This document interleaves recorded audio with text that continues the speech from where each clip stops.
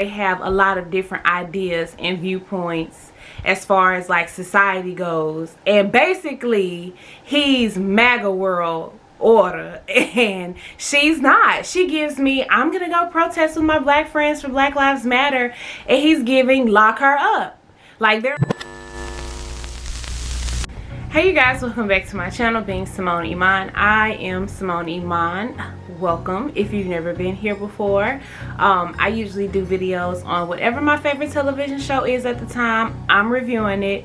Whatever products I'm loving at the time, I'm suggesting them and telling you guys about them, or anything else that I'm interested in at the moment, I'm bringing it to you. This is my personal diary. So if you're into lifestyle, fitness, momming, shopping, hauls, stuff like that, then this is the place for you. Welcome. Hit the subscribe button, hit the notification bell so you know every time I upload a video. And today we're going to talk about my favorite show at the moment and my top 3 favorite reality shows probably of all time. And this is a real world Rose girl, okay? I grew up in the 90s. Married at First Sight. I usually give a lot of energy to one particular couple, but I said this week I wasn't going to do that because I am a little bit more concerned about a more realistic storyline and a couple that I have a lot of concern for, and that is Erik and Virginia. Y'all, between Erik and Virginia and Clara and Ryan, I don't know who's worse. Let's get into it. So by now, the couples have been together for 24 days. That's a little over 3 weeks. And we're starting to talk about more like in-depth topics. Chemistry, sexual chemistry, what the future holds, our arguments, what we're going through. And so each of the couples get a visit from Dr. Viviana, and they're also playing like intimacy games and stuff like that. Erik and Virginia open up, and I just want to give Virginia her things. Sis was sober the entire episode. There were no alcoholic beverages in her hand. There was no mention of drinks, even when they did sexy night, okay? I'm so proud of Virginia because we're what, 10 episodes in, and it was concerning because it was giving habit, unhealthy habit. But anyway, it opens up with them talking about like passwords, and she's like, you know, her passwords are her dog's name, and you can kind of tell it's a funny vibe because he was like, well, what kind of password? Well, my dog Rex's name is in all of them. Like, he wasn't really forthcoming about his passwords, but I think he's just like worried about her wiping out his bank account.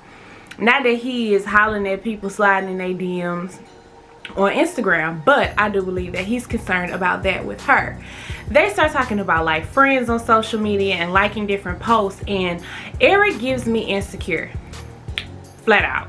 And we'll find out later why he's so insecure, but he's very insecure, and he's like, I don't want her following ex-boyfriends and liking their pictures because what are you following them for? And it's just very juvenile. Like, I want normalized breaking up with people and it not being in a toxic way. Sometimes people just don't work out, and it don't mean I hate you. We can still follow each other on social media, but you know, it's no deeper than that. It goes no further than that. He's controlling, flat out, just controlling. Dr. Viviana comes over and they, you know, talk about how strong their physical connection is, and that's what's concerning for me because I feel like that's all they have. It's a lot of physical chemistry because she's the hot young girl. Half the time she buzzed. And he's probably just very comfortable with being dominant over her. And that's a turn on for him. It's kinky. It's dirty. It's Erik.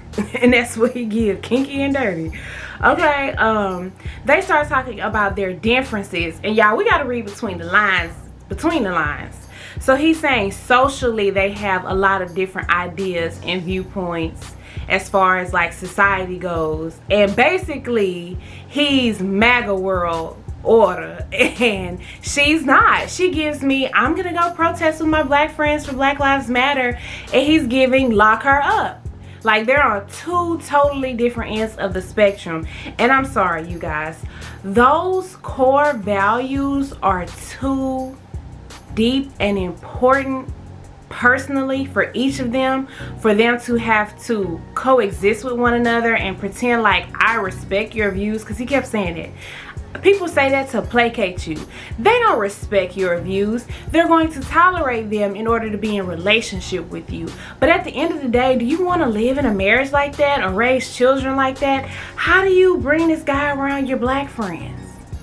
And if you guys start talking about politics, or if there's a get out to vote rally and we're all geared up to go volunteer, like, we can't do that with you, because you the ops. That's what it's giving. And I honestly, and not because I'm on one side or the other, I just don't feel like it's fair for either of them, but specifically Virginia, to compromise herself in that way. It's not fair. Her sister's gay, so that means she's really serious about gay rights. And the LGBT community, she's probably an ally. If you're an ally of the LGBTQ community, 9 times out of 10, you're also an ally of Black Lives Matter, other social interest groups that don't necessarily feed to the white male dominance of this American society. So I just don't, how they gonna make that work? Like, I'm concerned. I think the thing that made me so, like, turned off by Erik is that he's so close-minded.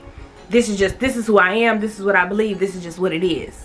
Even when they start talking about having kids, she's 50-50. If she doesn't have kids, I'm done. Like, he ultimatums the out of her, and the ball is in his court. That's the issue that I have with most of these relationships in season 12.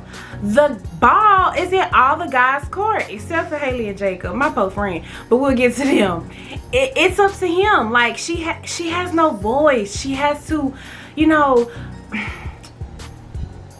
be less of who she is for him. And I don't like that. She got to get rid of her male friends. She got to stop drinking so much and partying so much. She got to change her social views and her beliefs. And is it worth it for a stranger? He gives big prick energy, period. And then they start to talk about, they have the stopwatch activity where you express yourself, you get a minute uninterrupted, and basically they spill their guts to each other about their insecurities. We find out that every relationship that Erik has ever been in, he's been cheated on. And I know why. You're controlling. It's a turn off. She says that she's hesitant to have children just because of the way she was raised and the beef and drama between her parents, even in their divorce.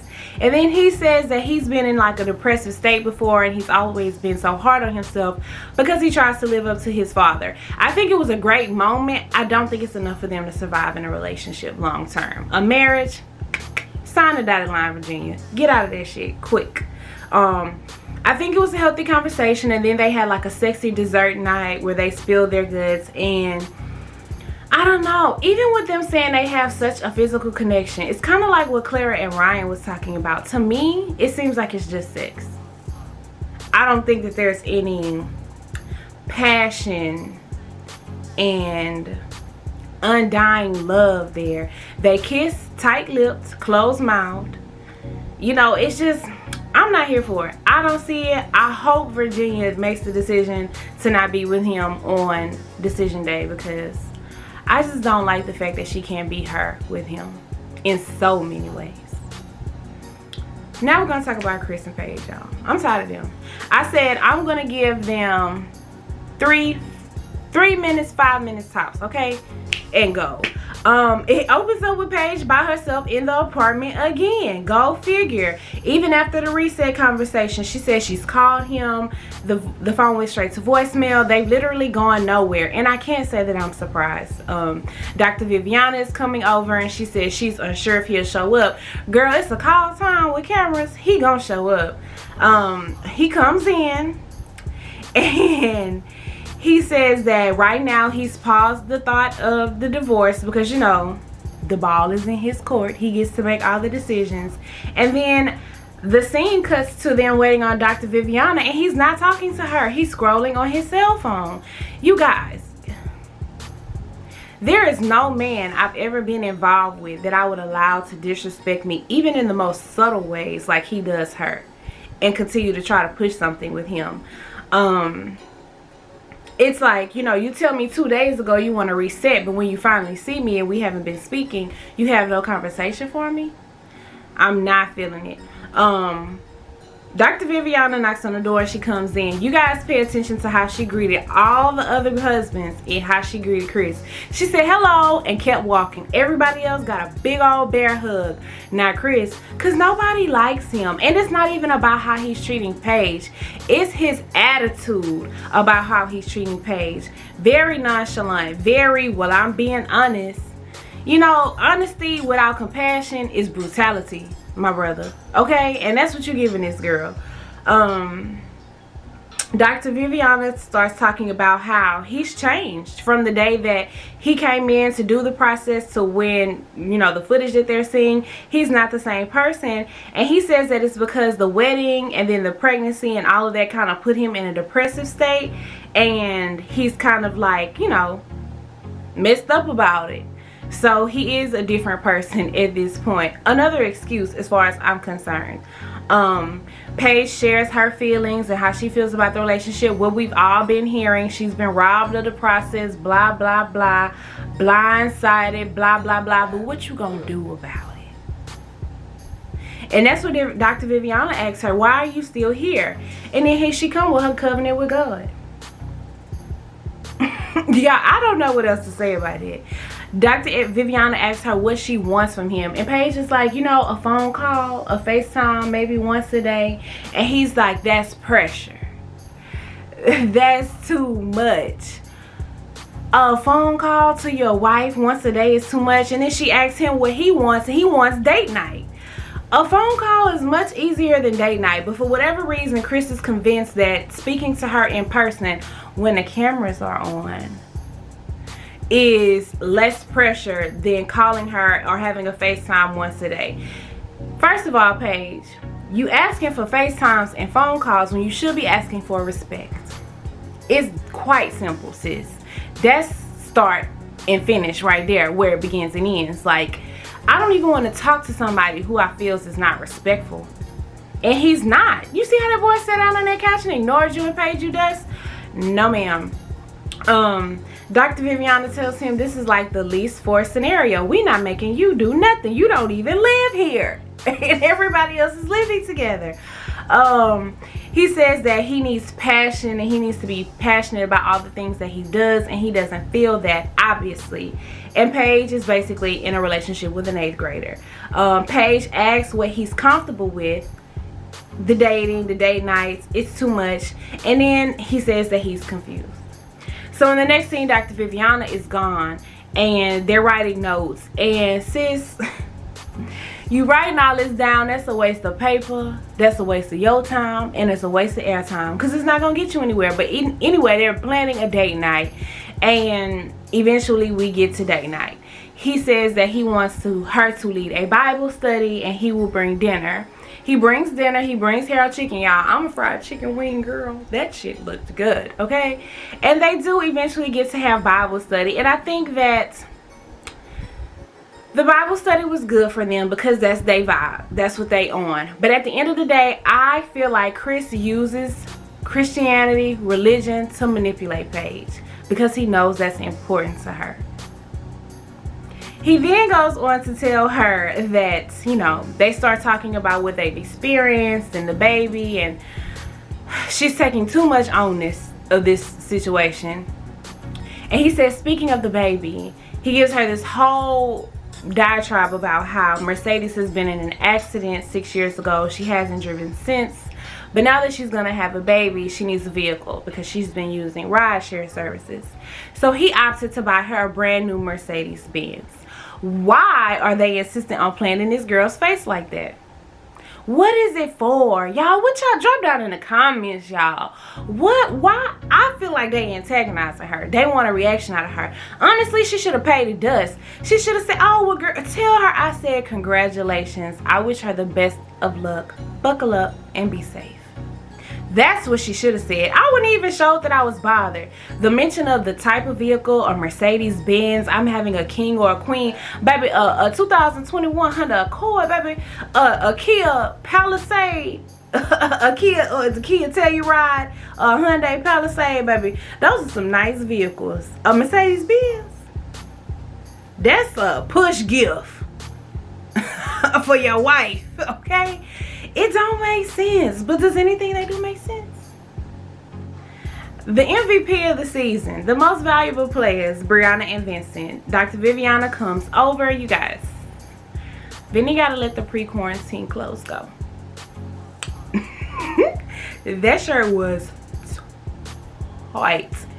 You guys, it was just so tight. So tight. I was so uncomfortable. They start talking about the roses and the rainbows of their relationship, and Dr. Viviana gets to the nitty gritty and she's like, well, that's not what I heard. She starts talking about the rain clouds, okay? And she talks about how they've had friction. They go through the whole champagne scenario. They go through the dance class scenario. And overall, although I stick to what I've been saying, that Vinny has some kind of trauma surrounding being embarrassed or not being good enough, he says that he's trying to impress her so much that he gets upset with himself and he lashes out when he feels silly or like he's failing in front of her. And just the reinforcement and encouragement that they gave one another in that moment, it was beautiful to see. You know, they moving through this thing like veterans, young veterans, okay? Like they done did this before. She tells him, you don't have to impress me. I'm impressed with you already. I understand. Vinny also says that part of his frustration at dance class was that his clothes were too tight. Look, if you don't look good, you don't feel good, okay? And it showed. And I'm glad, you know, what I noticed in that moment, and even throughout all of their scenes this episode, is that he laughed at himself. He laughed at himself then. Later on in the episode, they played like a blindfold eat weird food game or eat food game. And he laughed about his hair and his hairline on camera with her. He's taking Dr. Viviana's advice.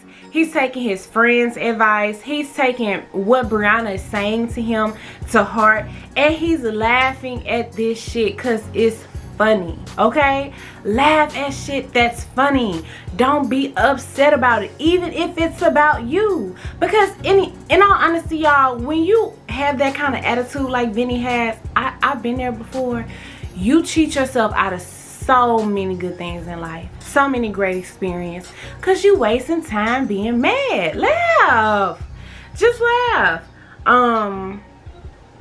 He says that he's not delicate, so he doesn't want her to feel like she has to watch what she says to him after the fact. Like, he doesn't like for her to say, did I say something wrong? Did I do something wrong? And I can get that too, because I hate for people to ask me what's wrong.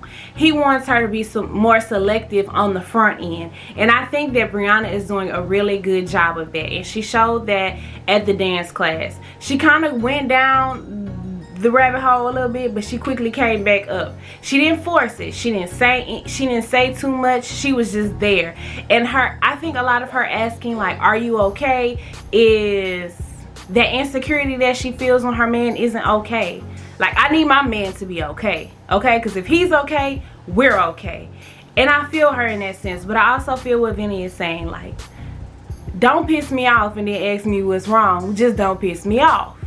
And granted, it's trivial, but if that's his triggers, that's his triggers. And they in a relationship. And you got to learn your partner and be able to, you know, adapt and move forward in your relationship in a healthy way. But I think that they're doing so well. They're cute, they're funny, they're silly. They finna make a baby. Clara and Ryan, you guys, this opened my heart for Clara so much. They open up with their scenes playing the questions game, and it's a lot of like intimacy, sex questions. The producers is messy. He says, one of the questions say, how can we make our sex life better? And she's like, to have it. Period. And I mean, I get it. I feel like Ryan is approved though. Point blank period. Whether it has to do with him personally, his personality, his Christian values, whatever it is, he's approved and she's not. Clara says in her previous relationship that they probably had sex 3 times a year. She wasn't desired. Sex wasn't something that he made her feel comfortable with. He didn't want to do it with her. And so that's an insecurity for her. And even though she's moved past that relationship, that feeling has followed her into her marriage. And I feel so bad for her. Dr. Viviana comes over, and the whole time I'm thinking, good damn thing Dr. Viviana is a dog person, y'all, because these dogs was all over her. Dr. Viviana sits down with them, and she asks Clara what are her needs, and she needs sex. She needs physical intimacy, while Ryan needs to build a foundation. They're talking about like, how close are we to getting to this foundation? He's like, oh, I'm not keeping tabs. But Dr. Viviana's like, but she needs to know.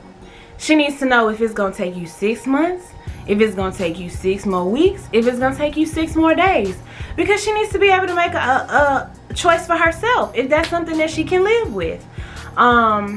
He says that he wants them to have a genuine foundation and connection because he doesn't want to use sex as a band-aid for their relationship. And I understand that, absolutely. She asked him to leave, and when she asks him to leave, she gets more deep into what they're, going through with Clara. And Clara says again, they're doing everything but having sex. So I don't know what the big deal is either. She says when they will like get to it, and he'll get up. Y'all, as a woman, that has to be so defeating, especially in experiencing that with your husband. I just think they have different values surrounding sex, and it's pretty much what Clara was saying. She's not attached to sex in a physical way. To her, sex is just sex, while with Ryan, like, he has sex on a pedestal, and that's what Dr. Viviana says. Then Dr. Viviana is like, do you think he was being honest about being a virgin? Yo, I hit the whoa. I was like, wow, you think that? And it was like a cliffhanger because it went to commercial, and that was a damn good cliffhanger, producers. Because if they would have came back and he would have said he was a virgin, y'all, another clues bomb, okay? But she says that she doesn't think that. She says he's really honest, and he said he's had sex before, so she doesn't think that that's the issue. Ryan comes back, and Clara's basically saying like, sex is just sex to her. That's it.